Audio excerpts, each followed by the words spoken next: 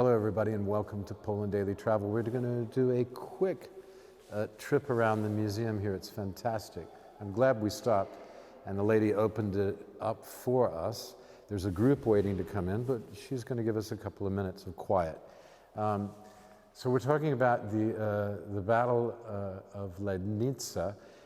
They still don't know exactly where it took place, but it was a battle between the Mongols, who were invading from the east, from Wrocław, from Krakow, from this way, and the northern wing of the main army, which was attacking Hungary.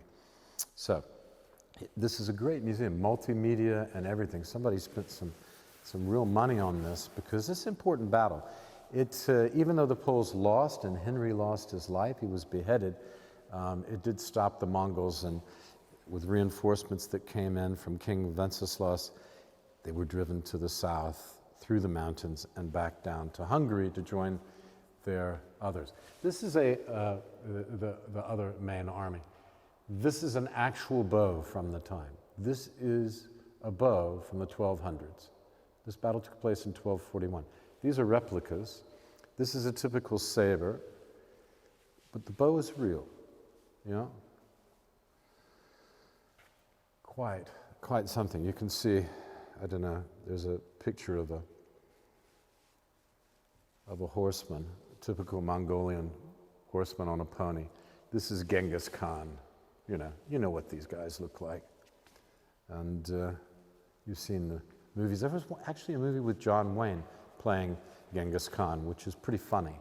The idea of John Wayne being Genghis Khan, because he's like a 6'4" or 6'5". I mean, 195 or 192 or something like that. And the Mongols, of course, were quite small people, generally. Here we see, this is a copy of the tomb of Henry. You see this? They had to put his head back on because they cut it off. You see, it wasn't very good. I mean, no, this is a representation. That's not really connecting his head, obviously, I'm joking. Sorry, Henry, shouldn't be joking about that. Getting your head cut off is no fun, but too soon? I don't think so. It's not too soon. It's a long time ago. Coming up on 1,000 years. When would it be 1,000 years? Next century. 900 years coming up on. 900 years is a long time. And so you just see the extent of the place.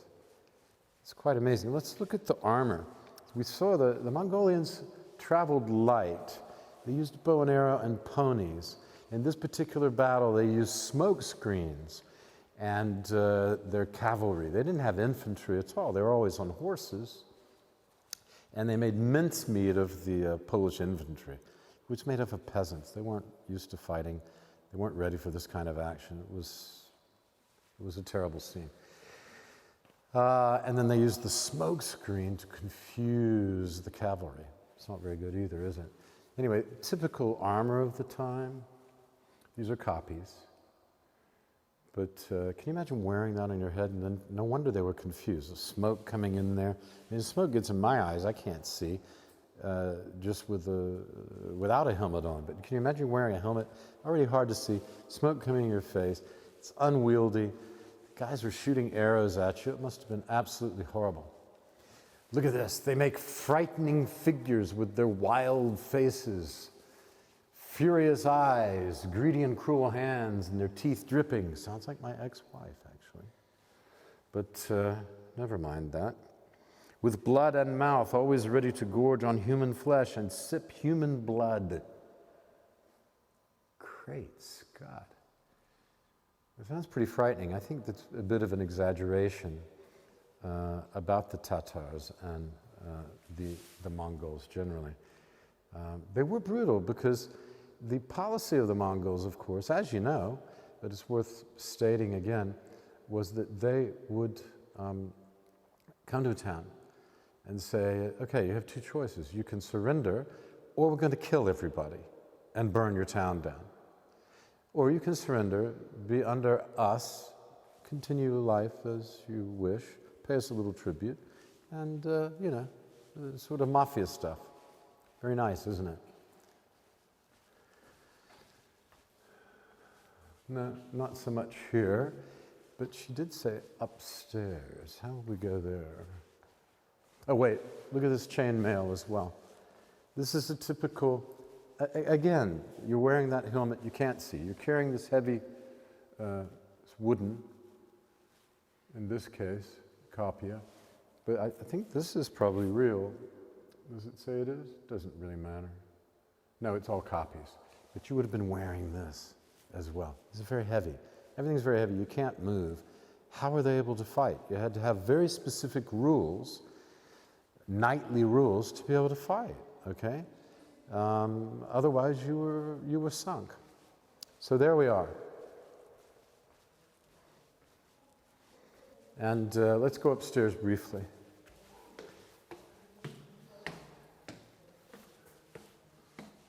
Just follow me upstairs.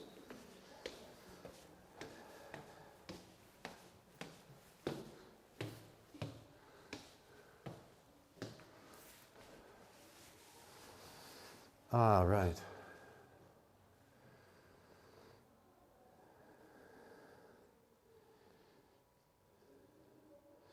These are some artifacts from the battle. Crucifix, some medals, things like that. All of these are artifacts from the time found in the area, which raises the question, if they weren't sure exactly where the battle took place, then how did they know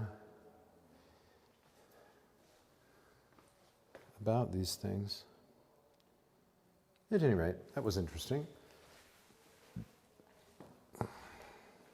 Just examples of things people would have been wearing, coins, things like that, from the times. And later.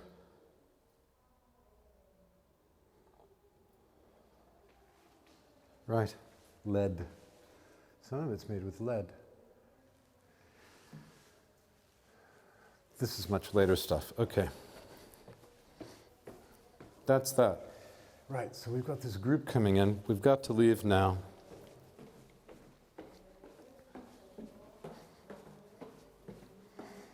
If you come here, they have a nice multimedia film. It's about 10 minutes long, and it's in a bunch of different languages, including English, so you can be sure to watch it. Let's just give this background as I say goodbye for this segment. And there you are. I highly recommend you stop here if you're on the road between Wrocław and Legnica. It is fascinating. The Battle of Legnica, a battle the Poles did not win on the day, and ended with the beheading of the Duke Henry, their leader, but in the end stopped the Mongol advance westwards. Well, there you are. Turned them to the south. Thanks for watching Poland Daily. Hope you enjoyed the show.